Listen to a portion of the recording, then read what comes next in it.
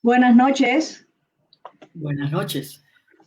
Hoy, nuevamente, desde Museos UMNG, damos la bienvenida a estos espacios que hemos encontrado gracias a la pandemia, al COVID, a toda la situación sanitaria que se vive viviendo a nivel mundial. Estos son espacios que nos han dado la oportunidad de dar a conocer no solamente la labor que hacemos dentro de la universidad, sino cómo está estructurado nuestro sistema de colecciones.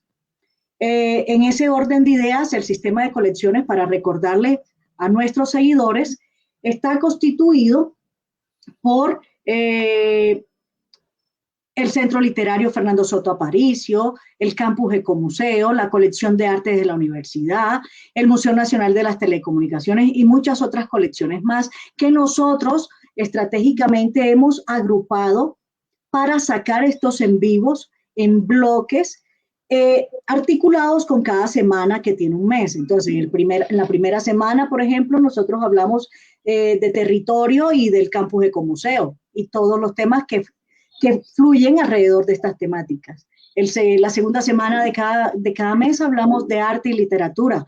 Hoy vamos a encargarnos de ese tema con nuestra invitada especial. La tercera semana de cada mes hablamos de lo que ocurre detrás de la gestión de los museos, detrás de la gestión de los procesos culturales, y a esa franja la hemos denominado experiencias en gestión.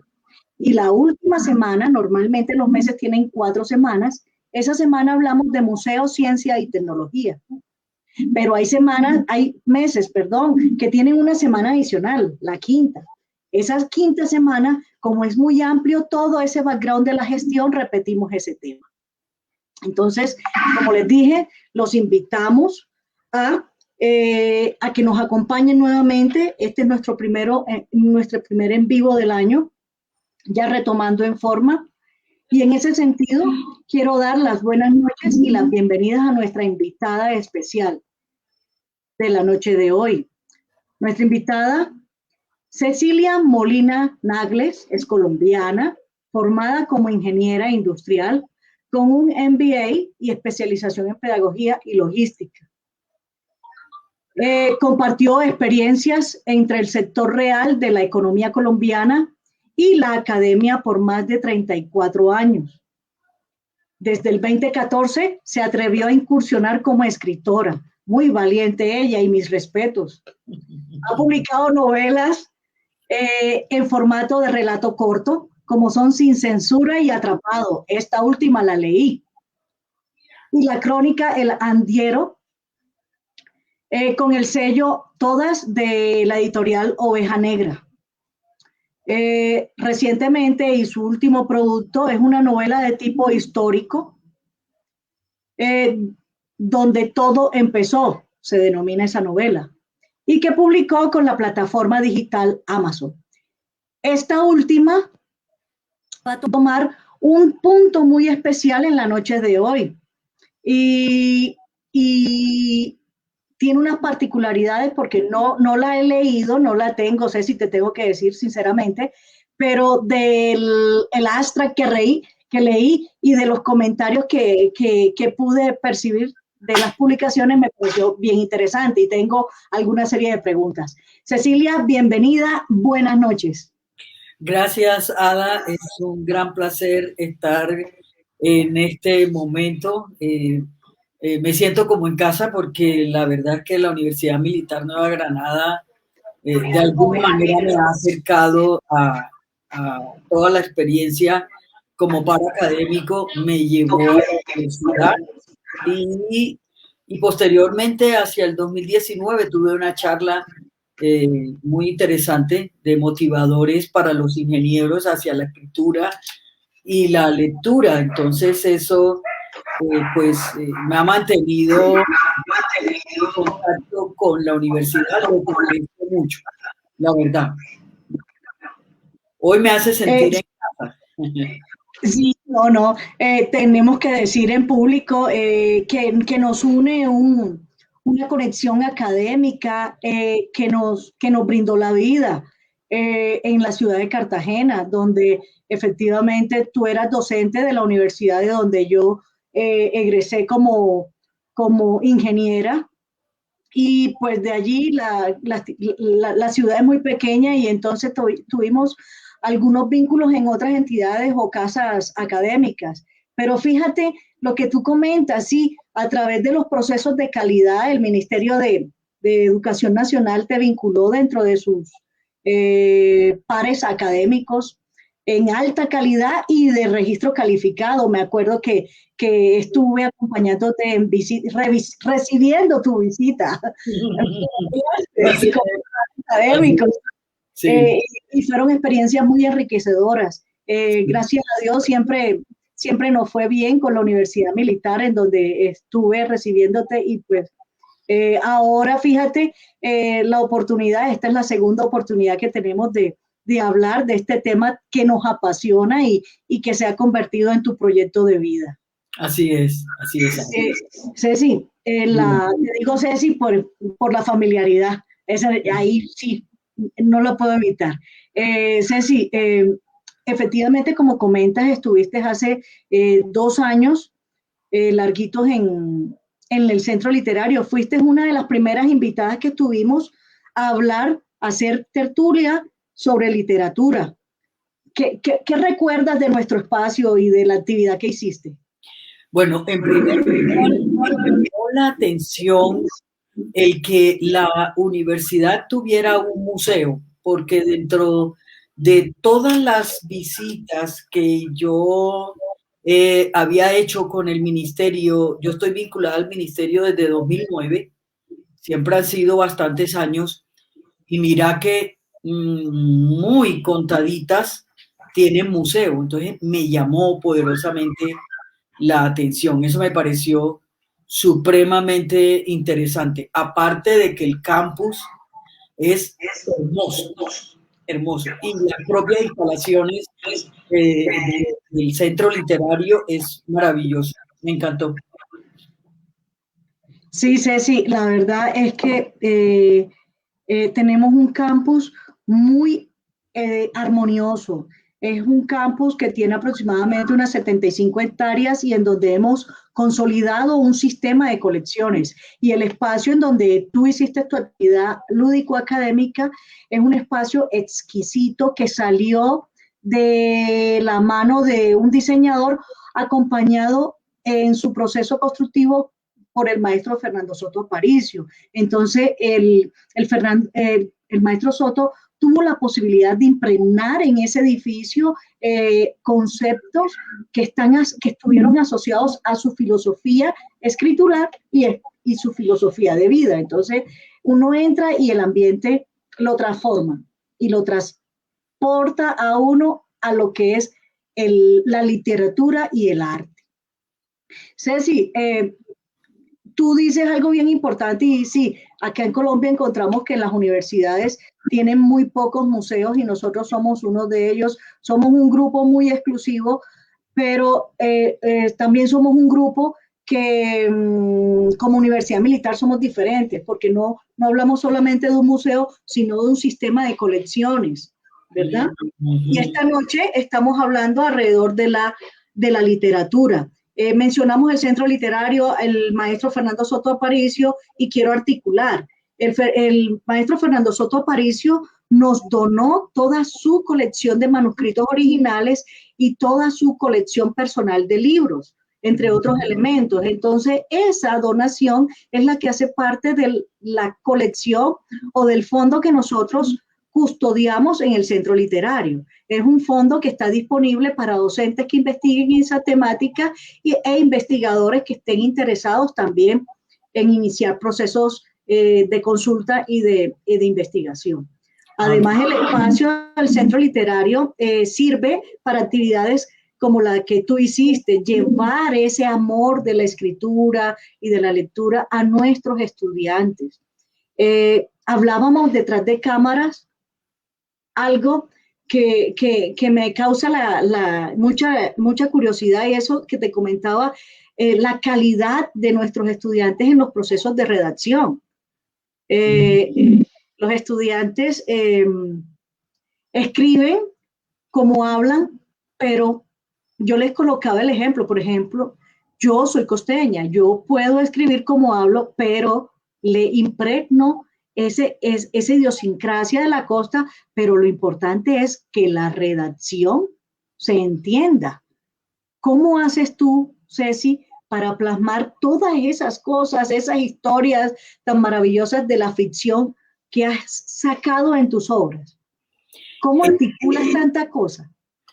Pues creo que meterse en la cultura, ¿sí? Hay que impregnarse de la cultura.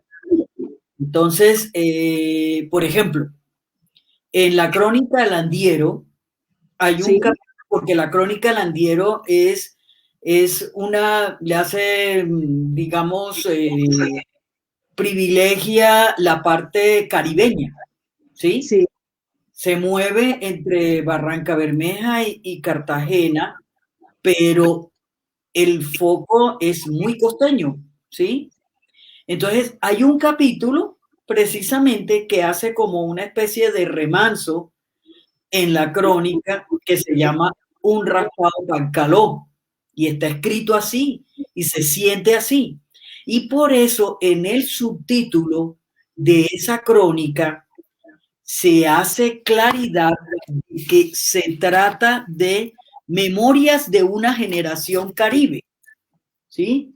Sí. Memorias de una generación caribe, de tal suerte que cuando el lector la tenga en sus manos, sabe que va a encontrar expresiones caribeñas.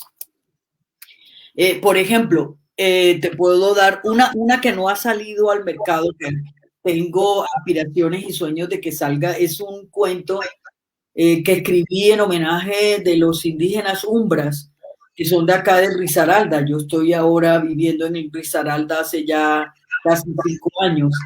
Y los umbras son indígenas de esta región. Entonces, cuando escribí el cuento de los umbras, hay un diálogo entre los dos personajes centrales. Ella es la indígena umbra y él es caribeño, porque realmente él vino del Caribe hacia la zona cafetera. Entonces, cuando él entra en comunicación con ella, él le habla el lenguaje umbra y le dice, yo meme es, yo quiero ser tu amigo. Entonces es lógico, uno tiene que investigar. En esta última, por ejemplo, por supuesto, supuestamente el personaje central es antioqueño. Entonces, bueno, tengo que hablar antioqueño, ¿cómo hago? Pero la novela se desarrolla en Bogotá y es en la época del rolo, rolo, mi chata querida, ¿ya? Entonces, también hay que hablar el rolo, rolo y hay que meterlo. Allí hay un detalle interesante y es cuando tú tratas de traducir. Eso es complejo. Eso es complejo, porque, o sea, y en eso, digamos, yo ojalá, no sé si estarán pronto conectados unos colegas traductores de Argentina, Rodrigo, Ana, Rosy. Ellos en alguna de las charlas siempre decían que el traducir es de las cosas más difíciles, porque es que no es cambiar el idioma, no es transportar la cultura para que el lector sienta lo mismo de lo que escribió el escritor en el idioma original. Sí, allí hay una argumentación y hay una discusión siempre que he estado atento a este tema, y es la diferencia entre la traducción y la interpretación. La interpretación le tiene que impregnar, le tiene que poner el sentimiento, ¿verdad? Mientras que la traducción va como limpia, fría y es término a término, si no me equivoco. Sí, o sea, el traductor no puede quedarse solo en traducir. Tiene que impregnar, interpretar y darle el roce.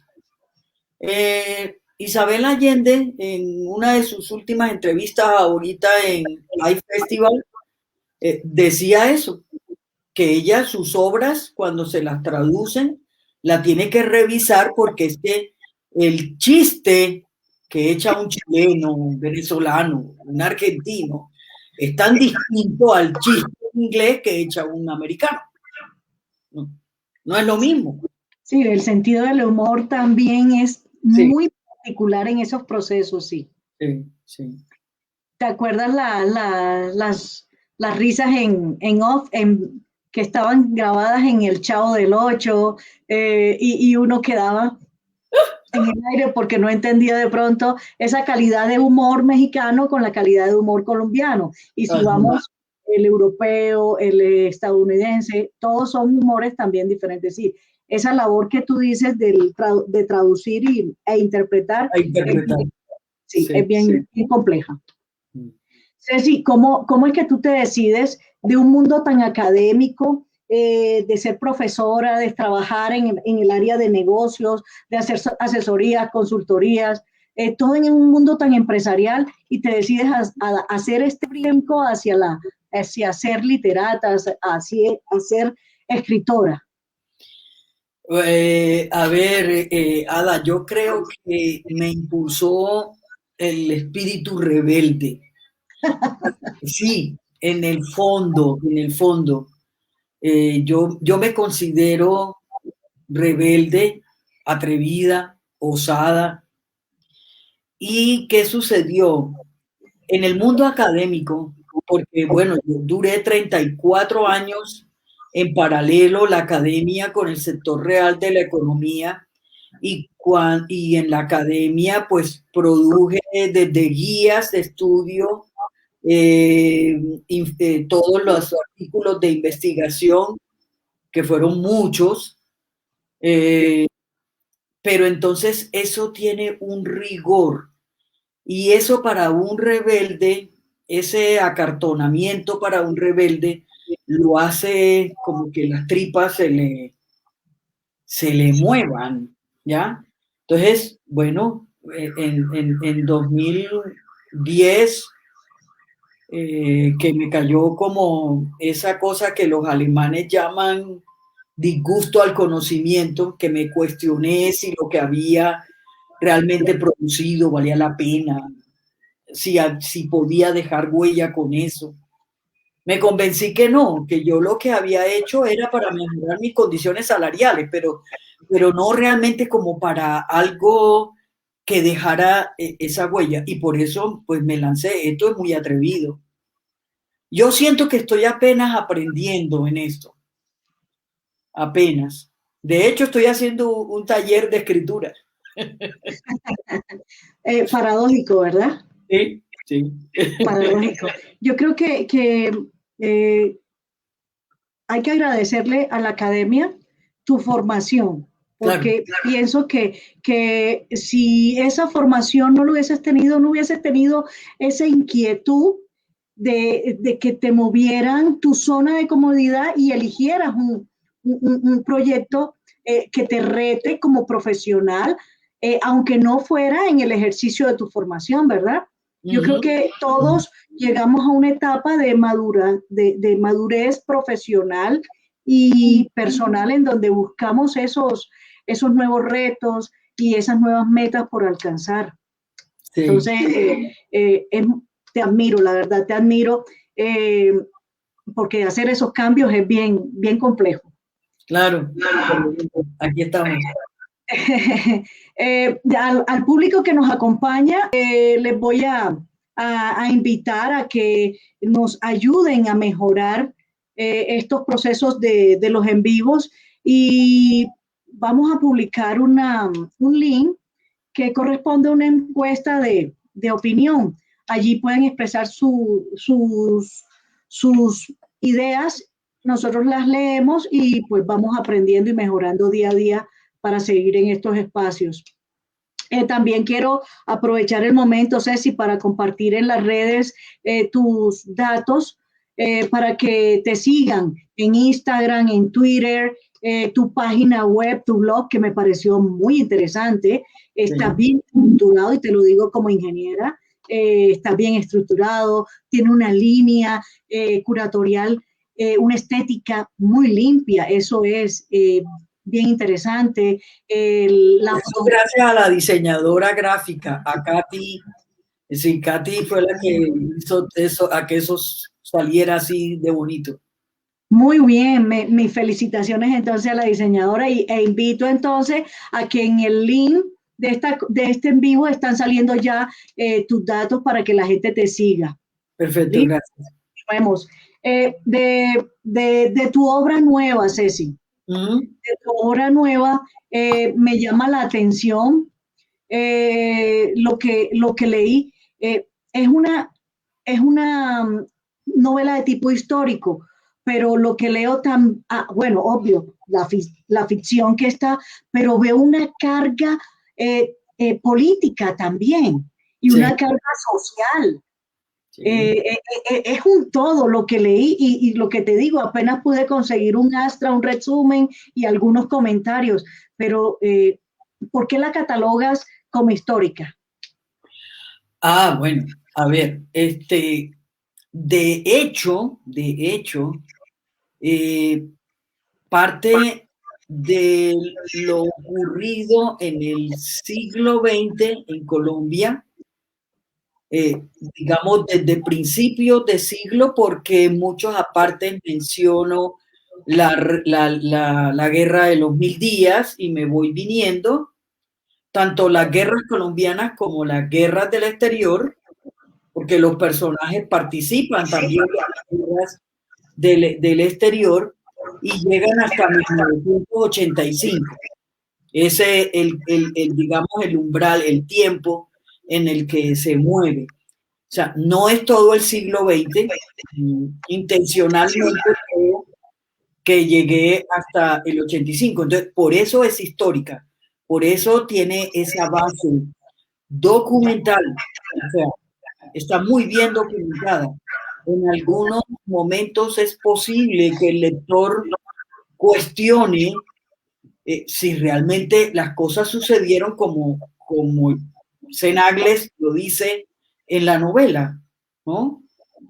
Eh, por eso es básicamente histórica, o sea, tiene una fuerte documentación de esa trama. Ceci, ¿y cuánto tiempo te demoró este proceso de creación de la obra? Fueron 5 largos años. Uy, pero es Desde que tienen mucho material, Ceci. mucho, claro que sí, es que te voy a mostrar algo. ¿Sí? Lo que alcance a verse. Este es el, este es el mapa mental de la novela. ¿Ya? O sea, si Sí, a ver desde aquí, arrancamos desde 1900, aquí, sí. y se va yendo históricamente hasta 1985. Qué maravilloso ese instrumento que tienes, es un mapa mental. Sí, sí, y entonces, ¿qué pasa? Que en la parte superior está lo que ocurrió, lo real. Lo real. Hacia abajo van naciendo los personajes y lo que hacen los personajes, como en ese borrador, ¿ya? Y todas las cosas. O sea, esto es lo que permite documentar el trabajo y todo lo que fui plasmando para no perderme en el camino, entre otras. O sea, para sostener el hilo conductor, ¿sí? Y cómo los personajes van surgiendo, van naciendo. Es una cosa allí increíble. Si me preguntaras los nombres de los personajes, ¿de dónde salen? ¿De dónde salieron, Ceci? Mira, Hay un general, hay un sacerdote. sí, claro, sí. Bueno, hay algo que yo nunca he podido entender en mí. Es el personaje nace, es como si tú lo engendras y lo bautizas. Y es algo que sale así, o sea, no es como muy planeado, ¿sí? Por ejemplo, yo pensé siempre en un personaje antioqueño, y por eso el personaje se llama John Jairo Jaramillo, eso más antioqueño, Paolo. Jaramillo, Jaramillo. John Jairo Jaramillo, y le gusta que le digan JJ, ese es el personaje central, ¿ya? Pero está también el militar, que es Ramírez, que es el obispo, el empresario, ¿ya? Que es el señor RR, ese tiene una historia de fondo tremenda. Esos son como los personajes centrales, pero hay muchos, muchos en la trama. Es decir, me llama la atención que tú utilizas muchos símbolos. Por ejemplo, el nombre de la obra tiene puntos suspensivos o 3 puntos al inicio, porque los puntos suspensivos se usan, creo que al final de la frase. Entonces, Sí. tiene 3 puntos iniciales y 3 puntos suspensivos.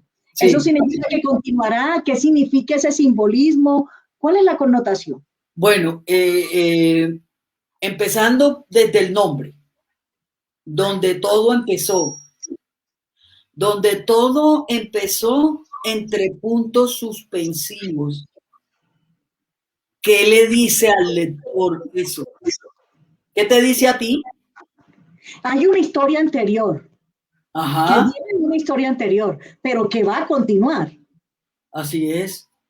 O sea, O esa es una manera de interpretarla. Otra manera de interpretarlo es que las cosas no son absolutas. Las cosas son relativas. Vienen, están en un punto, pero va a seguir. O sea, yo vengo en un status quo, vengo de un status quo, me paro en el momento y algo va a suceder después. Ese es, o sea, hay muchas maneras de interpretar ese donde todo empezó. mira, Ceci, que vuelvo y regreso a la ingeniería que no sale de mi cabeza. Acabas de decir, no es, eso indica que no es nada absoluto. Ahí estás mezclando. Y si vemos otro tipo de simbolismos, por ejemplo, el pis, tú lo utilizas, que es el simbolito griego que parece un trinchecito. Sí, Entonces, dentro de tu estructura mental, sigues siendo ingeniera, por además supuesto. además de administradora de empresa, porque tienes un MBA. O sea, esa cabeza, la estructura mental es para destacar. Dime, ¿cómo te contribuye entonces en la escritura de un texto la ingeniería industrial? En todo, en todo. Por ejemplo, cuando escribí Sin Censura, los temas de Sin Censura están planteados como la campana de Gauss. Es la campana de Gauss con los temas. O sea, empiezan temas muy suaves hasta que se ponen interesantes con todo eso del sexo, la pasión, las emociones, y va bajando después. Sin Censura nació así. Y los símbolos, a mí me encanta usar símbolos. Y específicamente de donde todo empezó, porque todas mis obras utilizan símbolos, todas. Y bueno, me encanta el alfabeto griego, no sé, de pronto tengo raíces griegas por ahí. Y bueno, Grecia tengo que ir a Grecia, tengo que ir a Sí, Santorini. O sea, tenemos, me apunto, Ceci. entonces fíjate, el cosito que tú llamas tiene implicaciones que le dicen al lector, usted va a encontrar cosas relacionadas con la psicología, con la psiquiatría, pero también de alguna manera la parte matemática, porque resulta que esa hace ver con la función dígama o la función polígama. Y en mecánica tiene que ver con onda. Entonces, no, la ingeniería tiene que estar ahí. O sea, lo que pasa es que a través de símbolos. O sea, y los episodios, las cosas que suceden llevan mucho simbología. Hablando de simbología, Ceci, te interrumpo. Hablando de simbología, tu nombre artístico, tu seudónimo, es un símbolo también para ti. Claro, explícanos. claro. A ver, cuando va a salir la primera novela, las dos primeras en relato corto, en formato cara cruz. Cara cruz significa que en el mismo tú encuentras las dos, ¿cierto? Entonces, yo me había inventado otro, pero la editorial consideró que no era adecuado. Entonces, pues hice un ejercicio entre varios lectores, lo que uno llama los lectores ceros o lectores 1, que son los que primero leen el escrito. Yo decía, yo quiero crear una marca. A mí no me sonaba que Cecilia Molina Mangles tuviera la posibilidad de García Márquez, que es un nombre que hace bonito. Yo dije no. Ahora viene también un detalle de género. La escritora mujer nos toca más duro que a un escritor varón. Entonces yo decía, bueno, de mis dos apellidos, el Molina, yo hablé con mi papá y le dije, no me vaya a contestar, pero a mí ese apellido suyo no sé, no me gusta. En cambio el Nagles suena interesante. Entonces él no se ofendió y definitivamente C. Nagles. El punto se termina perdiendo y se convierte en C. Nagles. Esa es una marca. Y yo aspiro que esa marca me lleve lejos. Vamos a ver. No creo que me equivoque. Me gusta, me gusta. Ceci, quiero regresar al tema de tu página web. Me pareció exquisita, la verdad. Hay un escrito que encontré que hace referencia a tu tío padrino y ese término me encantó, te lo dije detrás en el backstage del en vivo, me encantó. Y me encantó porque venimos de una tradición familiar en donde hace muchos años se decían los parentescos y uno saludaba, por ejemplo, con mucha educación a su padrino, diciéndole padrino y el nombre, el tío, tío y el nombre. Pero estamos en una generación en donde algunas veces se han perdido ese tipo de formalismo precisamente por la modernidad.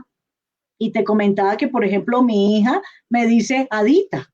Me dice, y pues no me incomoda porque eso hace parte de la familiaridad y de esa relación tan íntima que tengo con mi hija, a la cual adoro y le mando saludos desde acá.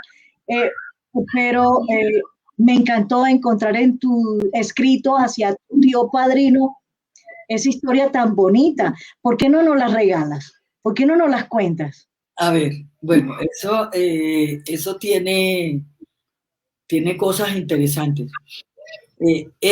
A él yo no tuve la oportunidad de tratarlo mucho, pero las pocas veces que lo traté me pareció un tipo supremamente interesante, ¿ya?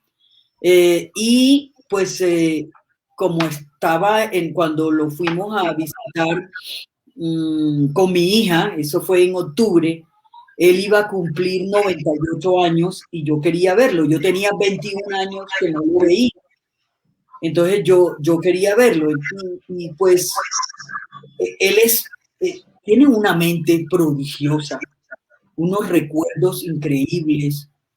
Él ejerció como médico, es excelente, pero es un lector consumado y es un tipo que es una lumbrera, la verdad. Es admirable. Entonces yo quería como cumplir ese sueño. Él estuvo muy delicado de salud y yo quería como cumplirle ese sueño de visitarlo, de irlo a ver. ya él vive en un hogar, entonces yo quería tener ese placer, pero fue muy grande porque allí en el blog tú te diste cuenta, yo le transcribo su cumbia. Su cumbia. Su cumbia. Y bueno, ojalá le pueda cumplir que se la convierta en alguien que le dé la letra, porque es hermosa, hermosa, hermosa. Mi hija en la visita lo grabó. María Ceci lo graba y yo después me pongo y lo traduzco y escribo eso. O sea, es maravilloso. Pero mira, para que te rías un poquito y de pronto las personas que están... sí, yo me refiero a él el tío padrino, porque eso es lo que él es mi padrino, es tío, pero yo nunca ni le he dicho ni tío ni padrino. Yo siempre le he dicho Jorgito. A mí me encantó y te lo dije, cuando vi la expresión tío padrino, la verdad me acordé hasta de mi papá. Y yo no, me parece un término muy diciente y muy sensible. Pero que es que como yo, digamos que he escrito bastante hacia la historia, hacia en el pasado, entonces en muchos de mis escritos tú vas a encontrar expresiones de esas. Por ejemplo, en el Andiero vas a encontrar a mi tía Emma, mi tía. Eso es una expresión del pasado, sí. Pero es tan respetuosa, me encanta. Por ejemplo, el doña, que se abrevia de punto, fulano. O sea, si está al lado de un nombre de mujer, el que lo está leyendo lo lee como doña Emma, por ejemplo. Y si está un nombre con Rafael, don Rafael. ¿Ya? Eso a mí me encanta. Me encanta. Y de hecho, tengo gente que me escribe así, me pone doña Ceci. Pero Ceci, imagínate que, bueno, tú que me conoces sabes que yo mi acento costeño no lo oculto y no lo dejo de lado nunca porque eso hace parte de mí. Y a veces estoy aquí haciendo vueltas en Bogotá o algo y hablo con la persona y su merced me puede ayudar cuando estoy en Boyacá o estoy aquí en Bogotá y dice, ve si venga, me colabora, o sea, y me quedan viendo y yo, pero es que esa es la idiosincrasia, estoy en Bogotá, estoy en Boyacá y así se trata con respeto y es una tradición lingüística o del lenguaje que no se debe perder. En la costa sí se utiliza don, doña, es más factible utilizarlo, pero acá es su merced y o en Boyacá también he escuchado mucho eso, su persona, y me parecen divinos y los utilizo. Con toda seguridad, mi hija está dentro del público. Vamos a ver, te voy a leer quienes nos están acompañando. Vamos a dar las buenas noches a Santiago Rodríguez, Gloria Jerez, Diana María Quintero, Lucy Beaudoin. Mi hermana. Ah, mira, Alejandro Triana, Judy Jiménez, Wilfrido Arteaga, Farideh Páez, Lady Caterín Castro, Lewis Quintero, Nelly Barbosa y Ade Chávez está conectados también. Hay preguntas y viene con un comentario de nuestro amigo Alejandro Triana. Dice, buenas noches. Sin duda, la construcción de personajes en la literatura es algo que puede llegar a ser complejo. ¿Qué metodología utilizas para crearlos y darles una identidad muy definida? Y cómo no caer en posibles repeticiones para futuros personajes con características similares. Son dos preguntas, así te repito la primera para que las abordemos primero una y después la otra. Entonces, la primera sería, la que hace Alejandro Triana, es ¿qué metodología utilizas para crearlos y darles una identidad muy definida a tus personajes? Sí. Bueno, básicamente la metodología, no exactamente es que exista una metodología, sino que cuando siempre hago el mapa mental o el mapa de ideas, yo estoy metiendo lo que voy a escribir en un contexto. Entonces, dentro del contexto, empiezo a investigar nombres de personas en ese contexto. y así nacen los personajes. Y realmente en todos los que he escrito, los nombres no se repiten. O Ni sea, los perfiles, no, cuando tú haces el perfil psicológico, el conductual o no sé cómo lo son sí, totalmente diferentes. sí, totalmente distintos. O sea, y los personajes que utilizo en Sin Censura son totalmente distintos a los que aparecen en Atrapado, porque son dos cosas totalmente distintas. Las que aparecen en El Andiero, nada que ver, nada que ver. Las que aparecen en Donde Todo Empezó, ese sí es cierto que son, o sea, ¿por qué? Porque Totalmente está diferentes. metido en un contexto muy variado, pero se mueve en el país. Entonces, pues lógico, sí.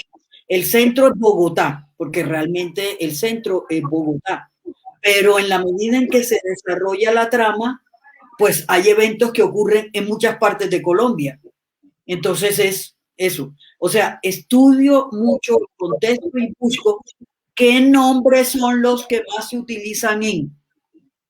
Investigo mucho en internet eso, pero eso no obedece a una metodología, creo. Bueno, no sé, dígame el señor si le satisface la respuesta.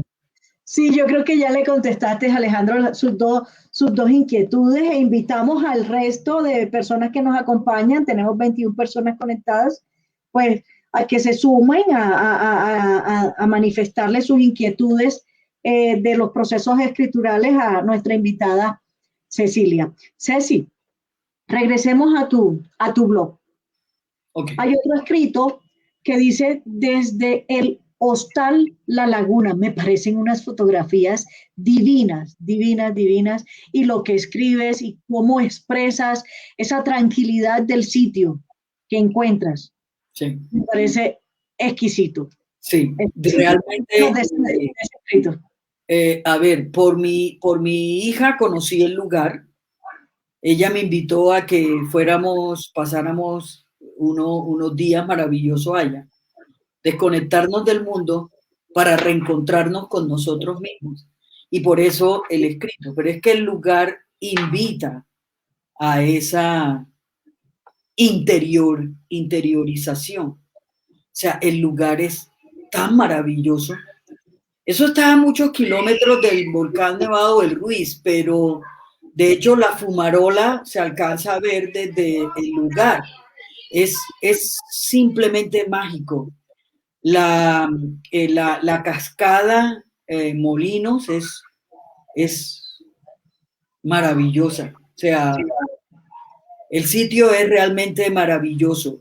Precisamente en el taller que estoy haciendo de escritura, eh, el reto que hay de la tarea que nos dejaron para hoy, necesariamente me transportaría a ese lugar, porque es el lugar ideal para escribir. O sea, todo está hecho para eso.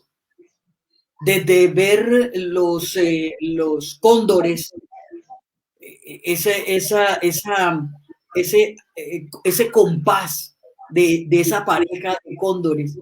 No, eso es maravilloso. Ese cañón que aparece allí, o sea, tú levantas la vista, ves el cañón y empiezan a alimentarte de ideas. O sea, es preciso para escribir. Es un punto de equilibrio para el resurgir de la creatividad. Sí, sí, es maravilloso. Ojalá, ojalá yo pudiera resolver mis cosas de aquí e irme, desaparecerme, porque es que escribir en la forma como a mí me toca hacerlo es complicado. Cuidar dos ancianos, atender todas las cosas, las culebras, escribir, promover, tocar las campanas, estar en la procesión. Eso es complicado. Eso es lo que se llama el nicho ecológico. Ese sería un nicho ecológico ideal. Yo quiero volver, ojalá vuelva. Mientras puedo construir mi propia cabaña con mi hermana, la vamos a hacer. Esa sí la vamos a construir acá. Ahí nos está acompañando y te está escuchando, que ya quedó por escrito y es palabra que se debe cumplir. Así que Sí. ahí a decirle, ese sí, hagamos un juego, Ajá. sin pensar, sin pensarlo mucho. Yo te voy a hacer unas preguntitas, unas 3, 4, y tú me dices qué se te viene a la mente. Ajá. Una obra a recomendar. El amante japonés, Isabel Allende. Una película por ver. Miércoles, soy tan mala recordando películas. No se me viene ninguna. Bueno, te la cambio. Un autor. Admiro a Isabel Allende, admiro por supuesto al Nobel nuestro, Gabriel García Márquez, al otro Nobel peruano, a, a- uy, me va a pegar.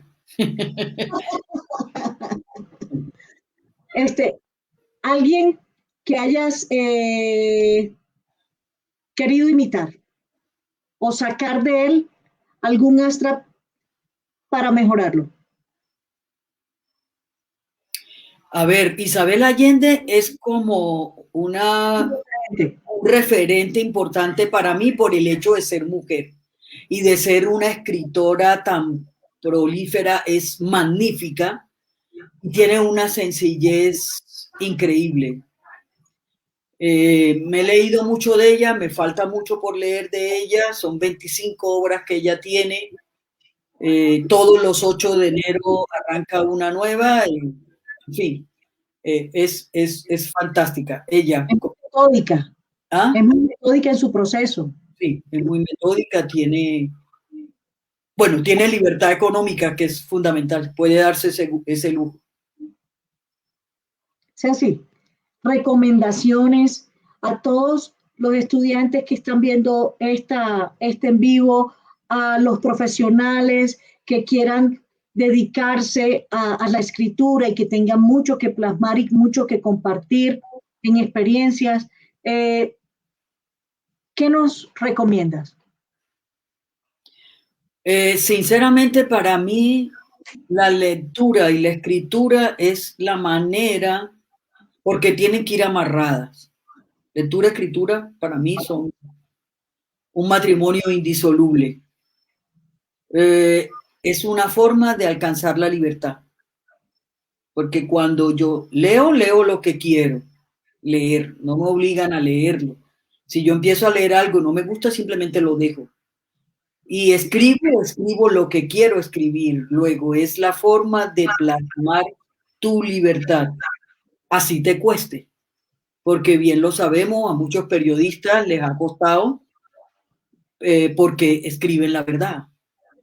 Pero bueno, escribir y si eso te cuesta la vida, muere feliz porque muere siendo libre. Ceci, vamos cerrando. Vamos a verificar si hay eh, más aportes a nuestro chat. Acá digo, veo Mario Mar, Vargas Llosa. Ah, Mario Vargas Llosa, Dios mío, wow, Sí. Eh, fantástico. Dice, así es, en las cabañas también se podría escribir, te comenta Lucy. Ajá. Súper motivadora esta charla, muy cierto. Eh, Manda las páginas para seguirlo, nos están pidiendo si ya en nuestro chat va a aparecer el Instagram, Twitter, la página web y el Instagram de Cenaglis para que lo sigan. En este orden de ideas voy a hacerte unas preguntitas para que tengas la oportunidad de decirnos qué nos espera de Cenagles, te despidas de nuestro público y vamos cerrando nuestra noche de nuestro primer en vivo. Entonces, Ceci, ¿qué viene ahora de la pluma de Cenagles? Bueno, vienen muchos proyectos.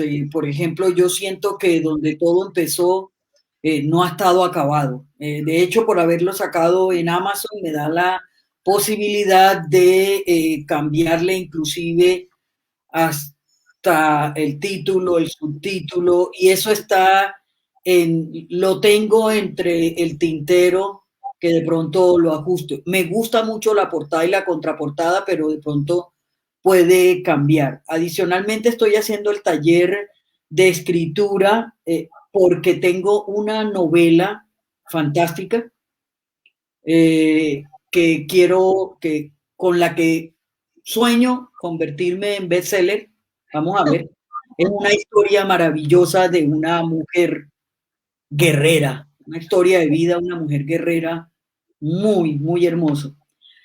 Hay un cuento, el que te comentaba de los Umbras, que me encantaría poderlo sacar como audiolibro para darle la posibilidad a las personas que no pueden ver, pero que pueden escuchar, para que tengan el acceso a la literatura. Ese es un proyecto que todavía no ha podido despegar. Está escrito muy bien, o sea, es un cuento maravilloso. Ese es en el eje cafetero, es puro en el lenguaje paisa, pero está amarrado porque también viene de la costa y todo, bien interesante. Básicamente, eso es lo que está como lo que viene. Pueden surgir otras cosas, pero no sé, por ejemplo, me han estado carameleando para que donde todo empezó salga la siguiente parte. No sé hasta dónde pueda resistir 4 años de investigación adicional para sacarlo.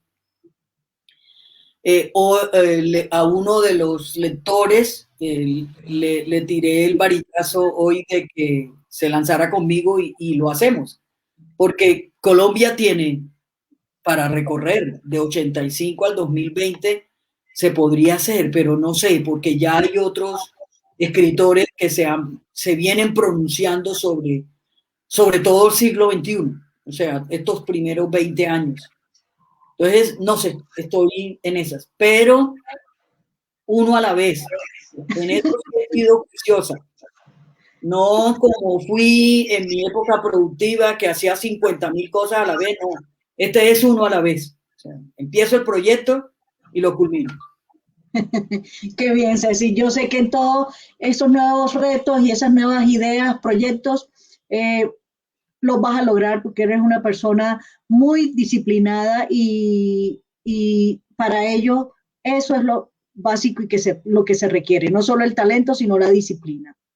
Y tú tienes de ambos mucho. Gracias, Ada. Gracias al público. Realmente, aunque no los haya podido ver por el sistema que tienen, pero eh, el que Ada me haya hecho la lista y me haya mencionado a varios de ustedes, pues me hace sentir muy, muy contenta, muy satisfecha. Gracias a la Universidad Militar Nueva Granada, al Centro de Cultura, a Ada por esta invitación tan hermosa, y espero pues, que no sea la primera, que puedan venir otras más. Claro que sí, Ceci. Ceci, vamos a tomar una pregunta que creo, si no estoy mal, es uno de mis estudiantes, Ajá. Santiago Rodríguez. Dice, ¿qué recomendaciones nos das a los estudiantes para mejorar nuestros hábitos lectores? Abandonar las redes sociales, no lean tanto de redes sociales, lean la verdadera literatura y hágale. Hay mucha cosa escrita. Uy, es una cosa, es un mundo infinito. Entonces lean, pero no tanto redes sociales. Mira, Ceci, que hay niños que uno encuentra, ya nos estamos despidiendo y sale otra cosa. Hay niños que uno se encuentra y son niños que no han tenido la oportunidad de tocar o leer un texto impreso, un texto diferente a los textos de clase, o sea, un libro de literatura. No lo conocen, no saben lo que es tocar la hoja, deslizar el olor que trae la letra, que trae ese papel, sí, porque huelen diferente. Es lo mismo que la prensa, leer el periódico. Ay, son olores, son cosas que no sé si es que es mi cabeza toda loca, pero me he encontrado casos de esos. Sí, fíjate, aquí la Secretaría de Cultura de Pereira hace un trabajo maravilloso, maravilloso. De hecho, la biblioteca Lucy Tejada ganó premio dentro de las mejores en Colombia, recibió un premio y hace mucho trabajo y trabajan con comunidades maravilloso, hacen muchas cosas. Yo creo que allí tienen que hacer mucho las secretarías de cultura y todo esto de culturales para meter más todo eso. Menos redes sociales, más libros. Ay, el año pasado, Tecnología, pero en eso las caritas me llevan a todavía.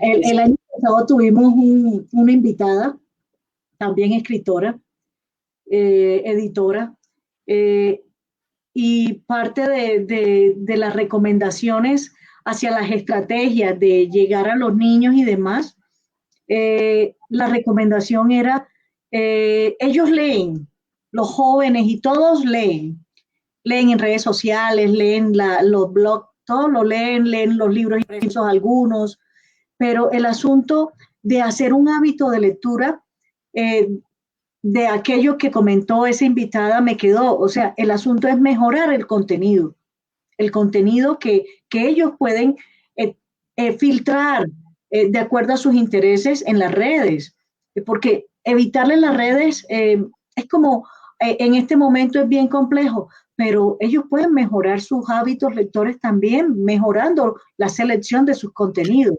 O sea, cogiendo los contenidos que están más afines a sus fundamentos de formación. Pero obvio, leer la literatura, las novelas, leer un libro, eso es una experiencia que no se puede cambiar. Y a la que nosotros estamos llamados dentro del Centro Literario Fernando Soto Aparicio a motivar, a ser sí, motivadores de rescatar el tocar el texto, ¿ya? Sí. De leer y de oler la experiencia, de hacer una experiencia integral, completa del ejercicio de la lectura y de la escritura. Sí. Bueno. Dime. No. De nuevo, muchas gracias. Me encantó estar aquí. Qué maravilloso. Ay, Ceci, me place, me alegra haber iniciado este ciclo de procesos del Facebook Live con una persona a la que respeto, una persona que conozco, una persona a la que admiro. Eso significa de que vamos a tener mucho éxito en el resto de procesos que nos vienen para el sistema de colecciones de la Universidad Militar Nueva Granada, de sus museos y de todo lo que nosotros queremos visibilizar. Estos son espacios en donde nuestro interés es brindar una oferta cultural diferente, que la pandemia no nos limite, que la pandemia nos acerque a través de estas plataformas, que conozcan que en Colombia tenemos mucha cultura para visibilizar, muchos museos por conocer a través de muchas estrategias, ya sean las virtuales o digitales que nos están apoyando en este proceso de emergencia sanitaria, pero sobre todo que sepan que en la Universidad Militar tienen las puertas abiertas y tienen un compromiso institucional con nuestro acervo de patrimonio nacional. Entonces, con ese orden de ideas, nuevamente, muchas gracias, Ceci, por aceptar nuestra invitación, por acompañarnos esta noche, por compartir tu última obra, así, punto, punto, donde todo empezó, punto, punto. A todas las personas que nos han acompañado, muchas gracias. Recuerden, para nosotros es importante mejorar con sus opiniones. Ahí queda la encuesta y A todos, un abrazo a la distancia. Ceci, un abrazo fuerte. Muchas gracias y nos vemos en una próxima oportunidad. Gracias, gracias. Y cuida a los papitos. Hasta luego. Chao. Okay. Muchas gracias Chao. a todos.